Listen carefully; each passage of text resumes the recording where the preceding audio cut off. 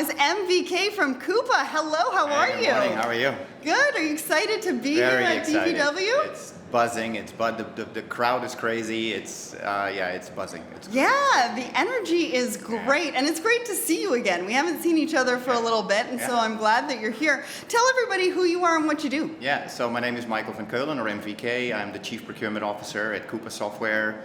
Coupa is the leader in business spend management. We take you from source to pay in one single beautiful suite. I've been in procurement and supply chain for over 20 years.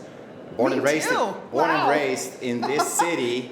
And so I'm just glad to be back in Amsterdam. And fellow Canadian. And You've a fellow been in Canadian. Vancouver for a couple of years. Yes, ma'am. Amazing. Yeah. So let's talk about technology. What challenges are procurement professionals really having right now when it comes to technology? Yeah, I think the biggest challenge you have is if you look at the floor here, there is so much to choose from. And so where do you start, right? Where do you start with digital transformation? Where do you start with AI and RPA and all of these words that are out there? And so I think the biggest challenge we have is how do you pick the right car? And how do you then embed that within your organization? I think that is the biggest challenge that we have today. Yeah, and I think asking the right questions too, right? Because everybody is so different and what they need from a technology is so different. Totally. So what are some of those questions that you think people should maybe be thinking about, or maybe a top question? Yeah, I think the biggest thing you need to think about is what is my backbone? Like, what is my single source of truth? I need to have a platform such as Coupa, as an example, where you just have that single source of truth that takes you from source to pay. Right. And then to enrich the data with point solutions, because I certainly am a fan of point solutions, and there's quite a few out there that are actually natively integrated into our solution already. We've got 400 apps in our marketplace.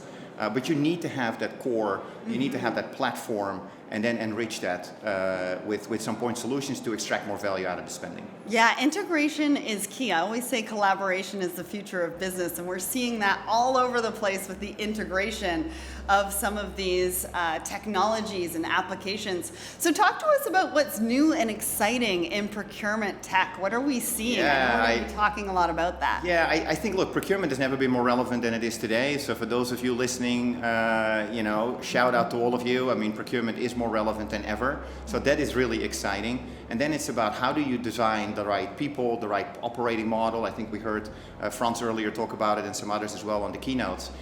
Is how do you build the right operating model and how do you enrich that environment and enable that environment through the power of technology. And I think that is the most exciting time that we can be in as a practitioner. And I think the latest things that we all talk about is now AI.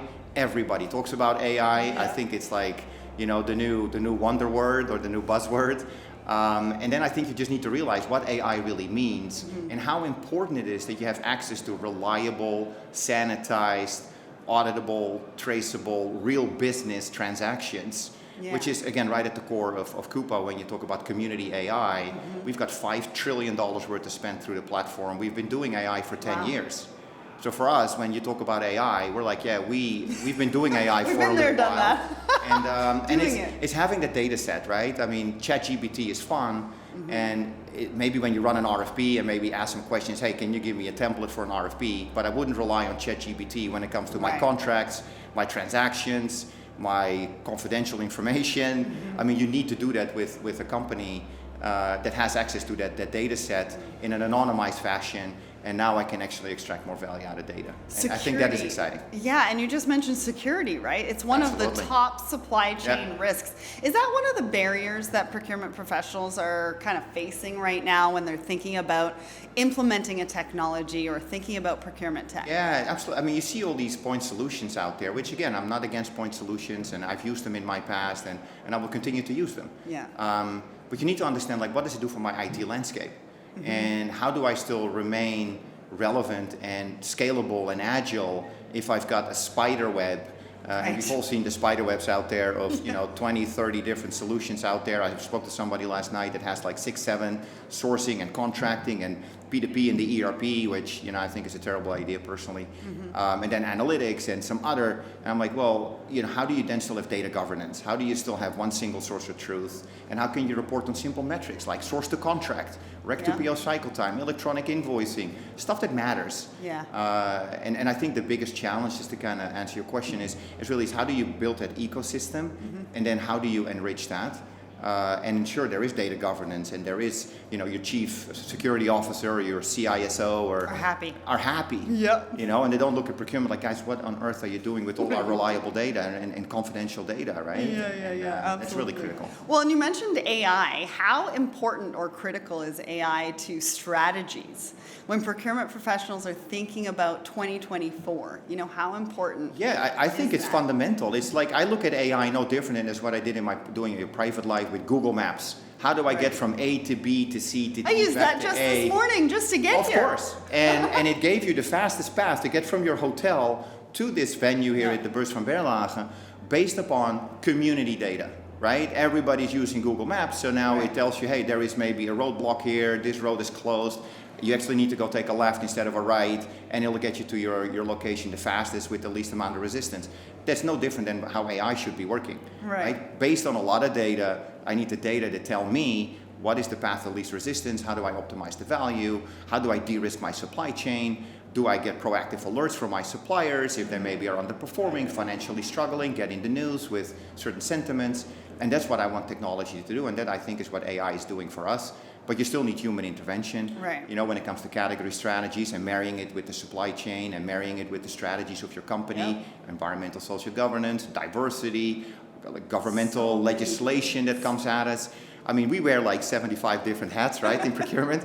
And I think that the data should just be an enabler for me. But it's not like I'm just going to run something through some bot and then let the bot and then let them decide what I'm going to do. I think there is still a lot of opportunity for us to make that value and make it relevant for our objectives in our companies. Well, and we also need to know what we're using it for. What's the use case? Exactly. What is it going to do for us? And going back to your Google Maps example, I mean, just this morning I took a wrong turn and it corrected me to get to Starbucks. You were being stubborn because you thought that you knew where you were going, but the technology. I did. I've been walking around here for a little bit. But at least you did what I exactly thought you would have done, which is, follow your own path. Which is why I love I kind of do that though, right? That's kind of what I'm known for. Yeah, that's exactly right. And I think we all occasionally do it, but I'm glad to hear that you actually met my expectation there. Well, and AI and procurement can be very similar, right? We take a wrong turn and it's going to put us back on that corrective path and make sure we do what we need to do. Yeah, you need to understand the algorithms. And in order to understand the algorithms, you need to trust the source. And with ChatGPT,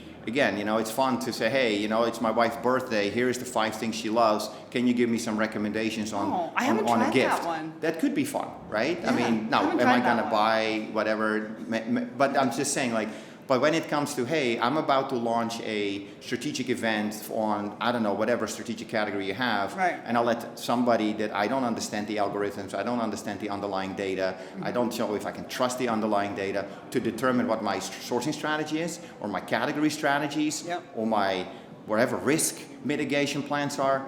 I'm probably never going to trust it unless I know I can trust the data source. And that is really critical. One last thing. What is the top thing people should be thinking about going into 2024?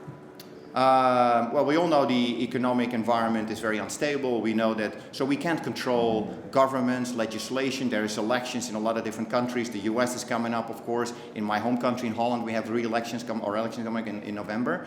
So those things we can't control, right? We can't control some of that.